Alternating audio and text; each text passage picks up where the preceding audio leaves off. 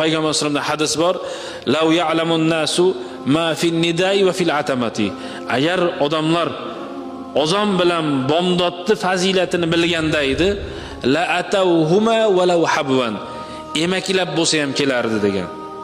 Tushuntirish uchun xohlagan bir bomdodga chiqmayotgan odamga aytib ko'ramiz. Aka, uyingizdan masjidga emga olib chiqish uchun necha so'm beray deb ko'ring. 1-2 ming dollarga ulaydim yo'qmi bilmadim. Kattaroq pul aytsa kerak.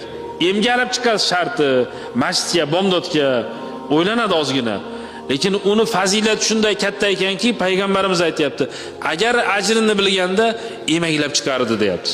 Tasavvur qilib ko'ring, 10 ming dollar beraman, masjidga, bomdodga emga olib chiqasizmi desa, yo'q demasa kerak hech kim.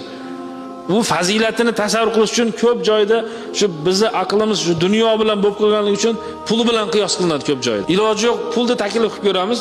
Emga olib chiqasizmi-ki 10 ming dollar beramiz bomdodga. Chiqaman desa kerak. Shu bilan Rossiyaga bormay qo'raman, shu yetadi menga deb olsa kerak. Lekin birodarlar, shu har kuni bo'lyapti. Har kuni Alloh taolo va'da beryapti.